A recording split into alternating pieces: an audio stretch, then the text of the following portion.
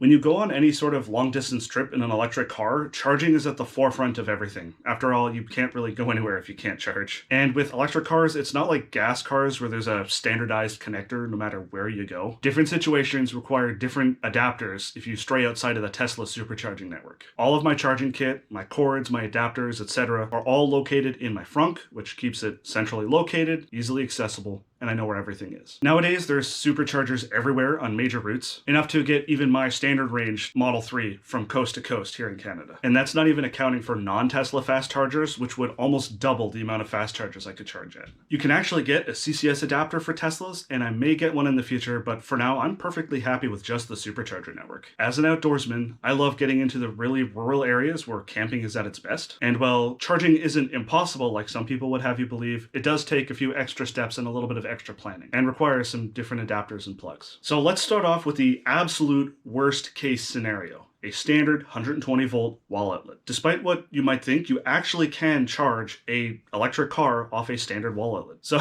it's certainly not fast. It averages about 2% an hour, which at that speed would take almost 2 full days to charge my Model 3 from completely empty to completely full. Whereas a fast charger would do that in about 30 minutes on average. But don't discount the utility of a standard wall outlet for charging. If at a campsite that's all I have available, let's say I arrive a little bit early and leave the next day a little bit late, that's anywhere from a quarter to half of my battery charged up. Or if I'm sleeping in the car with camp mode enabled, that at least lets me power the HVAC and camp mode off of shore power rather than pulling from my battery and leaving that untouched. I also have a 100-foot extension cord so that just in case there's a bit of a gap between where my car is parked and the closest available wall outlet, I can bridge that gap. So we step up from here to a standard RV electrical hookup that a lot of public campgrounds and RV parks have. This lets me charge my Model 3 at 3 kilowatts, which is roughly 3 times the speed of a standard wall outlet, which would then take only 17 hours to charge my Model 3 from completely empty to completely full. And that works out to be about 6% an hour. If I plug in right when I arrive at camp and take my sweet time getting ready in the morning, that's more than enough charge time to do almost a complete full charge. And it's definitely also enough juice to also power camp mode and the HVAC overnight while also still managing to charge up the battery a little bit. And from there, we step up to the humble level 2 J1772 charging standard. My Model 3 came with a little adapter that lets me plug into it to use it, and I 3D printed a little locking collar to stop Karens from unplugging me while I'm charging. At 7 kilowatts, it's twice the speed of even that RV electrical hookup, which works out to be about 14% an hour, which means that I can charge my Model 3 off of that from completely empty to completely full in only 7.5 hours. So even this is not a terribly fast charging speed, but this J1772 standard is almost universally supported by every EV. It's also by far the most dominant charging standard out there in North America. Seriously, the next time you're out, keep an eye out at malls and plazas, Starbucks, coffee shops, etc., and see new ones popping up literally everywhere all the time. By some estimates, there's up to 23 times more J1772 chargers than there are Tesla superchargers. More often than not, you're going to find these in towns and cities at stopovers at places like malls, restaurants, coffee shops, and are meant to top you up while you stop and shop around or take an hour or two break. So say for instance, I'm on a trip, I stop to take a dump and get some food. If I dilly-dally and take 2 hours to get everything done, that's over 1/4 of my battery charged back up. In general, they're cheaper than fast chargers too on a price per kilowatt basis since you're trading time for it, and actually a lot of them are actually free to use. And then last up on the list is the NEMA 1450 adapter for what is commonly referred to as a dryer outlet, which is because that's generally what you'd find in your home where you'd plug in a stove, washer, dryer, and other high-draw appliances. But aside from that, they're actually the third most common outlet that you'll find at a campsite that supports electrical power. And these can support up to a healthy 9.6 kilowatts of charging speed. That works out to be a little over 19% an hour and would charge my Model 3 from empty to full in only 5.5 hours. So this is my kit as it stands now, and it'll support me charging in about 99% of situations, but this is only the beginning. It doesn't stop here. We're going to do some wacky stuff when it comes to charging. What happens, say, if I'm out in some really rural, remote areas where there's not even gas stations, and I want to be able to charge? Portable solar charging setup.